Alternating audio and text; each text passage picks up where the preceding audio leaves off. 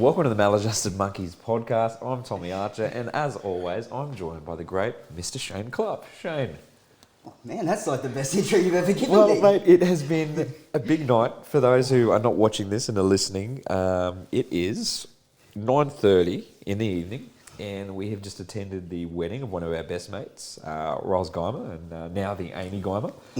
We're up at Montville in Queensland, and we were just talking about, this is a first where, did you ever think that we'd be attending the wedding of one of our best mates, you wouldn't ever be drinking, and it's 9:30 and we're drinking coffees doing a podcast episode? I would bet anything that I would not be drinking. There's not a chance. No, it's very different for us. So if the podcast seems a little bit different, maybe that's what it is. But for those of you who are watching this on YouTube or on Instagram or Facebook, you'll notice we're not in the studio. We're actually recording this in my hotel room at Altitude in Montville. And Shane's staying at the same hotel just below me. So I thought we'd take full advantage while we've got the chance, me living in Inglewood now. Yeah, well, we've got a bit to recap. Obviously, this is the first episode we've recorded since you've moved out of Brisbane. Yeah. And I still don't know where Inglewood is, mate. Where is it? Bumfuck nowhere. Okay, so how far out of Brisbane? I think it's like 3.5 hours. Yep, west near the border. Yeah, you keep inviting me to come out, and I don't know why. I decline the invites in a very nice way. I will come out there eventually. Well, I live in a shithole, but it's fine. And you keep reminding me of that. Yeah. I don't know why you keep asking for photos of the place, mate. It's not worth it. Yeah, I know. I was just wondering why you just won't send me anything. Okay, so you moved to Inglewood now, and that's obviously a big change. There's a few things that was kind of spurred that on for you. Yeah. But so what were the reasons for going out there? Oh, obviously a lot of what we talked about in the last podcast. And kind of a couple of things. Madison's obviously followed me around being an army wife, so I thought I'd return the favour and move closer to her family so she'd have a bit more support. And then it also, two birds with one stone, it takes me a little bit further away from temptation of drinking. And I love living in the country, man. It's where I grew up, and I just love the pace of it. Yeah, it does suit you. Well, yeah, this is, alluded to it then, this is the first time I've seen you since moving, but also the first, I think it's correct, but this is the first kind of big event you've been to where... Second? Yeah. What was the first? My cousin's wedding a couple of months ago. That's right. Was the first time I've been around you in a social environment with other military guys where Shane isn't drinking. How did you find tonight? Great wedding, by the way. It was an amazing night. Yep. I don't know.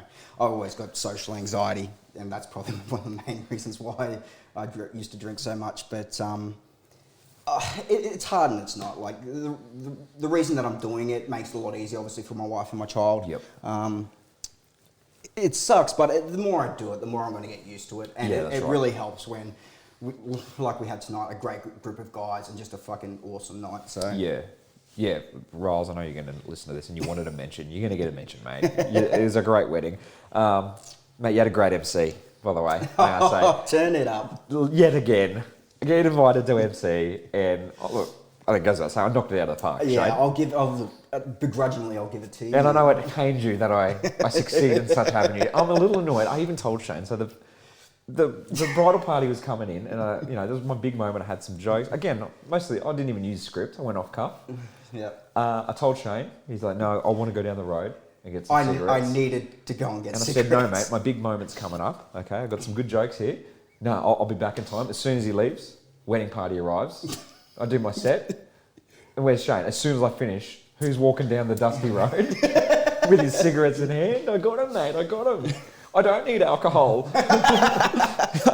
Just need something to do with no, my hands. Honestly, I was impressed with how well you still injected yourself into the party.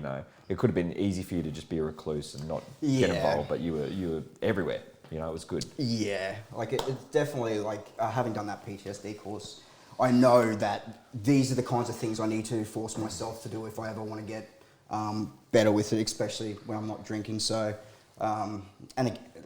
you boys just make it easy. I did love that you gave me a call out at one point of the night, you bastard. Well, again, I can't remember what it was about.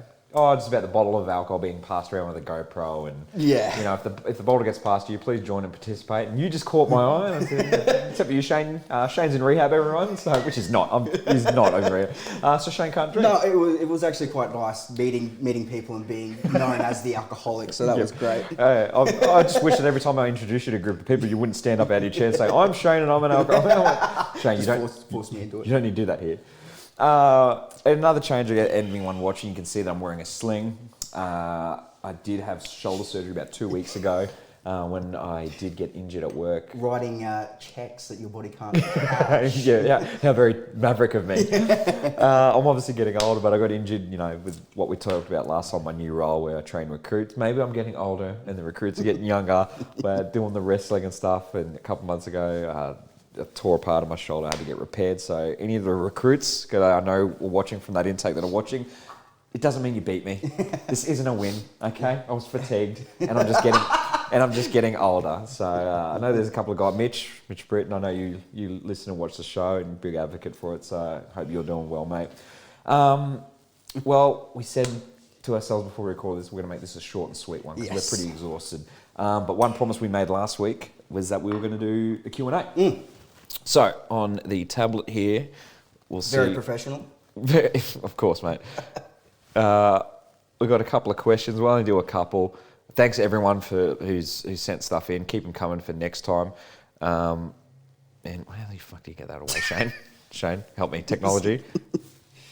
Shane. I have no idea. I'll figure it out. I'll read the first one then. Okay. So we got. We'll go with. Press the any key. We've got 6 questions here. I'll read the first one out. So this is obviously one. It's going to be aimed at me. As a recruit at the QPS Academy, what is the best piece of advice you could give a first-year constable? I'd like to field this one. Shane, could you go ahead? Quit. See, you can say that, I can't. So what was the question? Best piece of advice you give a first-year constable? No, I'm kidding. I'll field this one, mate. Thanks for your question, mate. Probably the best piece of advice, and I think I get asked this a lot now with how much I interact with the recruits, and it probably doesn't make sense when I say it, but as you will progress in your career, you probably make sense of it more. It's very easy. Once you're out of the academy and you get to your station, you're caught up on all the excitement of the job, and it's awesome because it is an awesome job. But don't let, we've said it before, Shane, same with the military, don't let the job become your everything. Whatever hobbies, circle of friends you have now, make sure you keep that. Don't let the police be your only identity. You have to have those other things because you're just going to burn yourself out. And there's always going to come a time you're not going to be, in defence or a first responder all your life. So while it is a big part of your life, it's definitely important to maintain the connections outside of it because, one day you're going to take the uniform off. Yeah, that's right. And it'll make that transition that much easier. Yeah, absolutely. And probably, a piece of advice that's not as heavy and maybe a bit more applicable that you will understand is as soon as you get to your station, you're going to be overwhelmed. You're going to be learning a whole bunch of information every single day. For that first year, just hang on and just ride the wave out. Do what everyone tells you to do. Rock up to work. You don't know anything in the job, even though you think you may do. Okay, even if you're 6 months in, just do what your training officer tells you to do. Be the grey man at the station. Just get through that 12 months. And after that, you'll develop your own style as a police officer. And then you can be the training officer that for 12 months tells old mate how you want your coffee. Okay? But yeah, hopefully I answered that question. And next question, I'll let you read the second one, mate. What triggers you the most with defence these days? Oh. I'll let you go first because goodness. You've been in the defence more recently than I have. Oh, I guess I can say what I want now. I'm discharged. Oh, you discharge. Go for it, mate. There's probably a lot of things, but the one that first comes to mind is a lot of the mandatory training we have at the start of every year, and it's the same fucking shit every year. And I don't know. I can't. Just can't get around it. So, for those who don't know what we're talking about, it's like, what would you say that, what's the mandatory training? There's a lot. It's like really basic. Lowest these common are skills denominator. that you will learn by the age of 10. And if you haven't mastered it by that age, like don't rape people or don't rock up drunk to work. If you haven't mastered that by the time defence has recruited you, we got a problem. You're a lost cause. We got a problem. But hey, sometimes good to have a friendly reminder. Yeah, definitely a lot of the PC stuff that's come out in the last few years, like getting rid of skulls as insignia and things like that. Yeah, all the patches and stuff. Yeah, so it's like there's a lot of PC shit that's has been happening recently, but I think that may be on the change with the minister that's coming in. Are you officially out now? Yes. When did that happen? Oh, fuck. July? Yeah, July. Oh shit! I didn't know. I Yeah. thought you were just on leave still. No. Oh, cool. That's awesome. Yeah. What about you? Well, I mean, what triggers me? See, my thoughts on this might be a bit outdated because I'm sure the game has changed since I was in, because 2013 was my last year there. But I would probably say at the time, and you tell me if this has changed, we spent a lot of time, particularly in the infantry battalion, not probably doing the correct training to stay up to date with what was going on in combat. And it became, we always catered for the lowest common denominator, and there's, a lot of us, the ones that we wanted to be, professional soldiers and good soldiers. We wanted to learn whatever was the latest techniques and drills and everything to be the best soldiers we could be. And so that has actually changed a lot. Okay. And even going back in as a combat engineer, it was fantastic to see that a lot of the lessons learnt from special forces were being brought into the infantry training and was being propagated from there. And it was some of the best hands-on weapon training that I've had in my entire military career. So that's definitely changing. And the skills that guys are learning now are just above and beyond what we were taught. And I do follow a lot of the stuff on social media, particularly what Six is doing, because they have a social media account now, and I see the combat shooting courses and the pistol training, and I'm like, this is the stuff we should have been doing back then. But that's not our problem anymore. No. So for us, I guess, minimal triggers now. Yeah. Cool. So name someone you would love to have on our show, a guest. You go first. Okay. I've got a couple. One I spoke to recently. Dan Pronk came out to where I work and did a talk, and I managed to talk to him. He, stated, and I'm going to hold you to this, Dan. You said you'd come on the show. Dan Pronk, an old mate of ours, Dan Kieran. I'd love to get him on the show. A great one would be Ben Robert Smith. Yeah. Yeah, no. That would be interesting. Yeah, that'd be a tough one to do. Sure. We're not worthy. Yeah, I'm sure there's a queue of people who can interview him. Maladjusted Monkey's probably down here. But there's heaps. That's just defence. Like, who else? There's so many people that we could have. The two I'm most looking forward to. Is Rylez and Curto. Yeah, and not just like their military stories or anything like that. The lives that those two have lived is fucking nuts, and the stories that they have are amazing. Yeah, I'm really looking forward to when we do those. Yeah, actually, there's probably a few police mates that I'd definitely love to have on. Who are same as Rylez and Curto, like just have lived interesting lives, not just the police staff or jobs they've attended, but just interesting people. But yeah, if you guys out there have ideas for people who you think should come on, Kevin Rudd. Do we? Yeah, mate. He's a good handball player. I know that. What? Yeah, it's another story. Okay. But yeah, if you have ideas, whatever, tag them, let them know, let us know, and we'll see if we can get them on. 2 simple things that make you happy. Ooh. 2 simple things that make you happy. You got them? Yeah, I got one. Here we sure. go. My daughter. Oh yeah. Mate, Yeah. And I remember you saying this to me when she was first born. I think I've talked to a few mates who are fathers as well, and it's quite normal, I think, for males to not feel that bond straight away, and that was something that you told me. But watching her reach these little milestones, man, I've never felt so proud of anything in my entire life. Nothing I've done compares to Yep. So that's one. Yep. What I think the person who sent this in, use an example like a cup of tea or whatever, like that's. I went too deep. Yeah, I maybe went too deep. But come on, daughter's a gimme. Because I would definitely say so here's something that helps because I have trouble sleeping, right? Yeah. Nature sound app. Oh. I've been putting on what's the sound I listen to? Mountain winds. Oh. That makes me very happy because it knocks me out. The painkillers I'm on for my shoulder injury, they make me very happy and very sleepy. Oh, God. I don't know. I think everyone says this, like coffee in the morning, especially when I'm at work. That makes me happy. Yeah. The long black in the morning. Yep, definitely. God, I can't think of anything else. God, it's depressing. For me, and I think you'd be the same, like, we're both huge cinema fans. Oh, yeah. So, like, new TV shows, films. Me and Shane love watching something and then calling each other. Yeah. And we just analyse the hell out of it. And when something original comes out Yes. that's really well made, Yeah. that definitely makes me happy. And I think what makes me happy more is when we sit down and discuss it. Yeah, I thoroughly enjoy that. I mean, you actually know what you're talking about because you are a cinephile, but I like to pretend I know what I'm talking about. And you do a good job. I do a good job. I often call him the pretender. And I think I know what I'm talking about. Probably don't. Do you have anything else that makes you happy, or was that? Oh, my wife, obviously. Obviously. Just She's going to without watch saying. this, so I know, yeah, you that's why should I had say to that. say it. Yeah, of course. Madison did text me to remind me to take the photo of us, so I know she's expecting that. This next question, we knew this was going to come. Oh, yeah. So a lot of people have been messaging us the last week and a bit of our thoughts on the current situation in Afghanistan.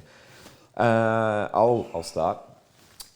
I won't comment on the political stuff or the background stuff because I have no knowledge. Neither of us is even qualified. At this point, if you're watching this show, you don't. We've said this before. You don't tune in for up-to-date scientific, political news or point of views. Okay, I'll simply answer this from a soldier perspective who deployed in 2012. How I feel, and that's kind of how we think of it. That's the only way we can. It's the only way we can. The guys we talk to, there's a lot of feeling of, particularly when the Afghan situation happened about a week ago, of the phrase was it all for nothing? Okay, and I guess particularly when we talk about, or guys that we know talk about that, the was it all for nothing was our time there and the mates we lost. For me, it was weird when I first started watching it unfold on the news, hearing the base I was in is now taken over by the Taliban and stuff like that, and you think, there was that part where you go, fuck, was it all for nothing? But then, I don't think it is. What happens now does not change what we did at the time. That was 8 years ago, 9 years ago or something like that now, when we were there. I said this to you the other week when we were talking on the phone about it. We did what we did at a time when a job was asked of us to go and do, when threat levels were high and everything like that, and the big machine was turning, as in the green machine was turning, and all efforts were over in Afghanistan. So it doesn't change. What happens now doesn't change what happened then. We're so far removed from that world now that it's sad to see, particularly when you see the footage of, the local people who are clamouring to get to the airfield, to get on planes and stuff like that. That's sad, from a humanitarian point of view. Yeah, of course that's sad. And it sucks that it's ended the way it has. And we've been there 20 years, and then in a moment, 10 days is all it took, for it to all go backwards. Yeah. So the situation sucks and it is sad, but when we think about what we did, does it change how we feel about our time now? I don't think so. No, I don't think it changes that at all. I remember, because I basically sleep on the couch most of the time now, because we've got Marlo in the bed with us, we're co-sleeping, and I don't want to fucking roll on her, or one night I woke up strangling the dog, so I don't want to do that to my child. No, so I knew you'd make a good father. Yeah. So normally, Madison, when Bub wakes up, she comes in the lounge room, puts the TV on, normally listens to the news, and I kind of have half an ear on it while I'm waking up. And I remember hearing something about it on the news, and I just asked her to turn it off straight away. I was pretty furious when I first heard it.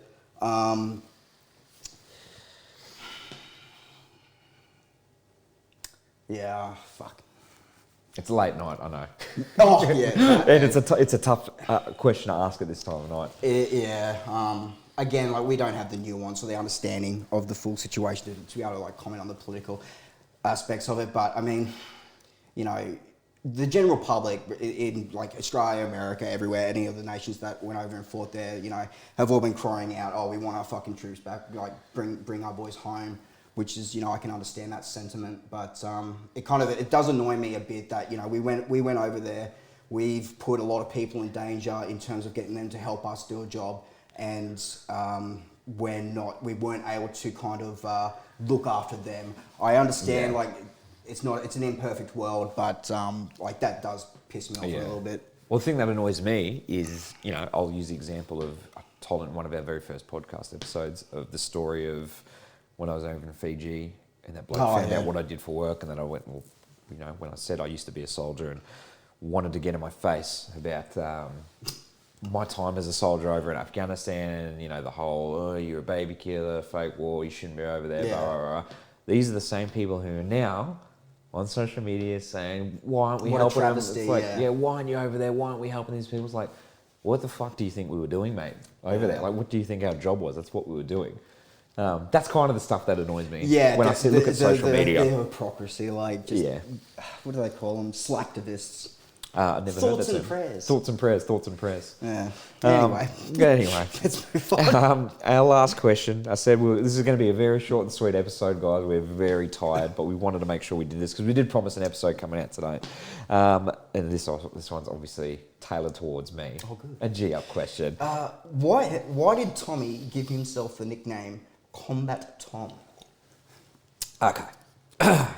So I didn't give myself... Lay it on me. What have you got? I didn't give myself the nickname Combat Tom. There's a lot of memes around the office at the moment called, you know, with me as Combat Tom with my head on, like, soldiers' faces and stuff like that. And there's a lot of people who keep... More of that, please. There's a lot of people who keep... who weren't in the situation at the time, who keep telling other people what happened. And as the story keeps getting told, it just keeps getting bigger and bigger. And I don't know why, but my first instinct, as we know, is it's the incorrect one, is to fight these rumours, which obviously just make it worse, and that's when memes get printed off. So, obviously, my role now is train police officers and recruits, and we were doing an upskilling session where we were training officers on a couple of different hands-on techniques, and I was teaching, I won't go into the specifics of what we teach, but I was teaching a certain technique. So the class went off and did it, and there's one bloke who asked another instructor about which arm he should use to initiate the move, because it should be taught with your dominant hand. Okay, does that make sense? Sure. Sure, why not? And he said, you know, because I feel like I need to use my non-dominant hand. So then the other instructor, Belle, I'm giving you a shout out now. And Gary Donovan, you'll be happy. That was your question, so well done. You made it on the podcast, mate. Well done. Hooroo to you. Belle asked me what hand it should be used. She said, because this guy uses non-dominant. And all I said, okay, this is exactly what I said. I turned to the bloke, I said, mate, have you done some other form of combat training in terms of boxing, kickboxing, jiu-jitsu or something? And he said, yes, I'm a kickboxer. And I said to Belle, well, you often find with guys or girls who have done other types of combat training, they will use their non-dominant hand because your lead hand is your jab hand, and they will use it because it's their lead hand. And Belle's taken that and gone, oh, sorry, you're fucking combat trained Tom. And that got caught on, and then she went and told that story to someone who wasn't there, who then said he was there and told everyone that I called myself Combat Tom. And the story now is that I walked into a class and said, guys, my name's Tom, I'm combat trained. And now there's memes everywhere. Okay. Couldn't have happened to a nicer bloke. And I thought I'd shake it off after a week or two. Guys, can we please get those memes sent to the Maladjusted Monkeys account, please? There's actually... I would love to see them. Oh, mate, it's... like I said, I thought it would shake off after 2 weeks. We'll throw a couple on the Instagram page. And I will, mate, I will. So, Gary Donovan, well done, mate. You made it on the podcast, and that's all you wanted. I know that. Mate, it is very late. Well, it's not. We're just getting old. Oh, mate, my fucking legs are killing me. You know, you did well tonight, mate. Guys, sorry the episode was very short and sweet. We do have a episode planned. Yes. Hopefully within the next 2 weeks. Schedules aligning with yourself and our next guest, who I'm very excited to talk to. But yeah, we'll keep the content going. Sounds good. Guys, thanks for tuning in. Keep sending us questions if you have them. We'll do another Q&A really soon, and we will get back in the studio and give you another longer episode, hopefully. Till then, this is the Maladjusted Monkeys. We're out.